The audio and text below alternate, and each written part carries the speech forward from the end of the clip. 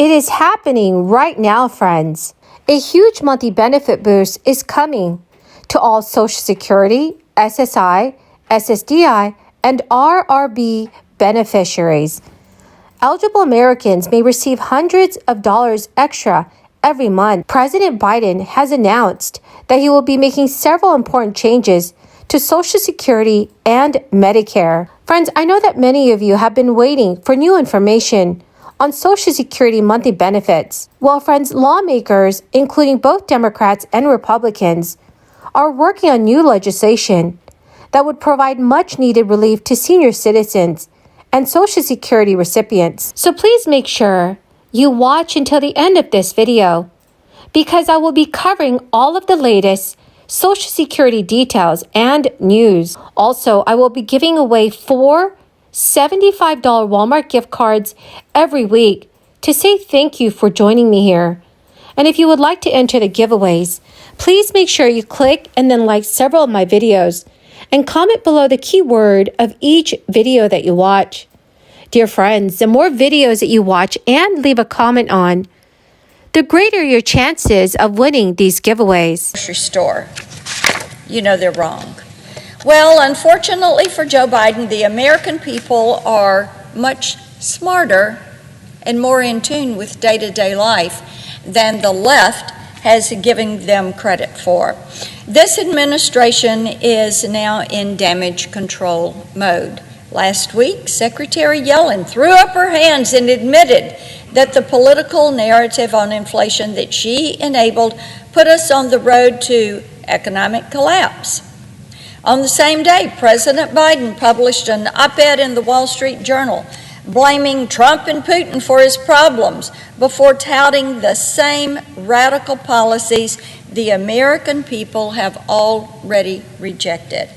What we're seeing now is more than just the consequences of a failed political maneuver.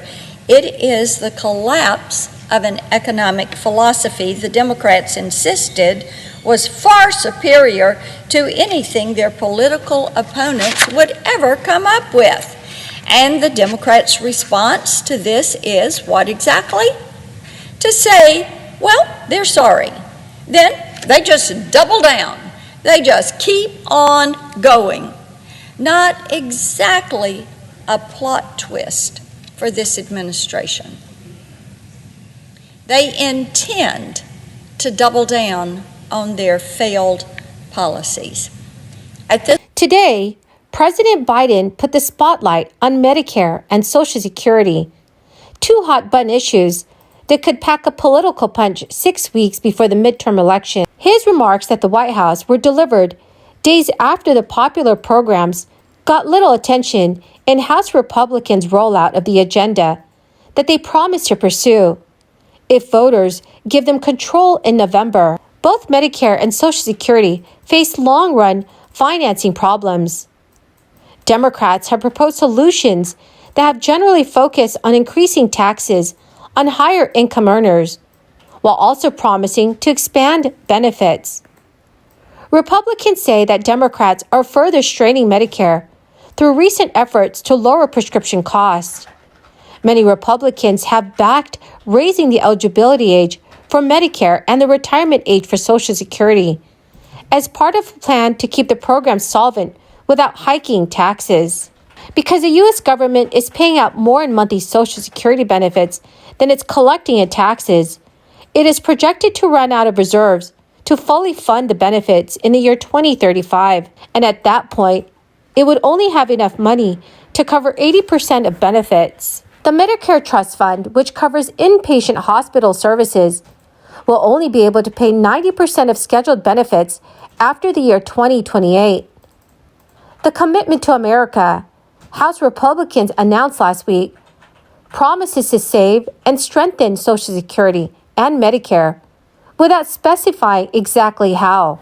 Democrats have criticized a proposal by Florida Senator Rick Scott to require all federal legislation be renewed every 5 years. But Senator Rick Scott has also said he wants to fix and preserve those programs. A bill sponsored by nearly all House Democrats would increase Social Security benefits in various ways, and apply the payroll tax for the first time on wages above $400,000. But most of the new benefits would be temporary, and the increased taxes would buy only about 4 extra years of solvency for the trust fund. On Medicare, an effort by Senate Democrats this summer to boost taxes on some high earners to shore up that program was not successful at all. Friends, the keyword for this video is American River. If you would like to enter tomorrow's Walmart gift card giveaway, please click and like several of my videos and then comment below this keyword, which is American River, and additional keywords of any video of mine that you watch. And do make sure, friends, that you are subscribed to my channel. The Biden administration is laying out its plan to meet an ambitious goal of ending hunger in the United States by the year 2030, including expanding monthly benefits that help low-income Americans buy food. The administration, in a plan released today, is also seeking to increase healthy eating and physical activity so that fewer people are afflicted with diabetes, hypertension, and other diet-related diseases. It said it would work to expand Medicaid and Medicare access to counseling and nutrition. Biden wrote in a memo outlining the White House strategy, and it said, "The consequences of food insecurity and diet-related diseases are significant, far-reaching, and disproportionately impact historically underserved communities. Yet food insecurity and diet-related diseases are largely preventable if we prioritize the health of the nation." President Biden is hosting a conference this week on hunger, nutrition, and health, the first by the White House since 1969. That conference was under President Richard Nixon, was a pivotal moment that influenced the U.S. food policy agenda for 50 years.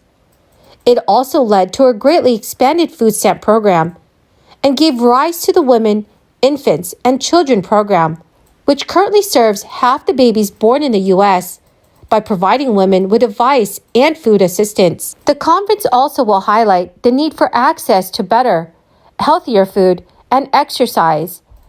Over the years, cuts to federal programs, coupled with stigmas over welfare and big changes to how food and farming systems are run, have prompted declines in access to food. According to the FDA, 10% of U.S. households in 2021 suffered from food insecurity, meaning they were uncertain they could get enough food to feed themselves or their families because they lacked money or resources for food.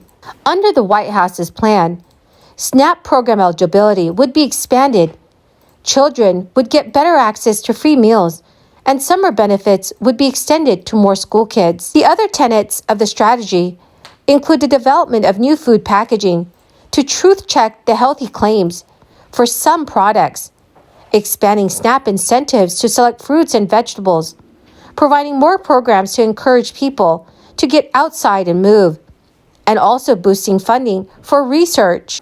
Well, my great and marvelous friends, that is the end of my daily stimulus update video for this evening. Thank you so very much, friends, for joining me here every single time I post a video. The winner of yesterday's Walmart gift card giveaway is John Moore. Congratulations, my dear friend. To claim your gift card, please check your notifications page and send me an email. Or you can also send me a message on my Facebook page.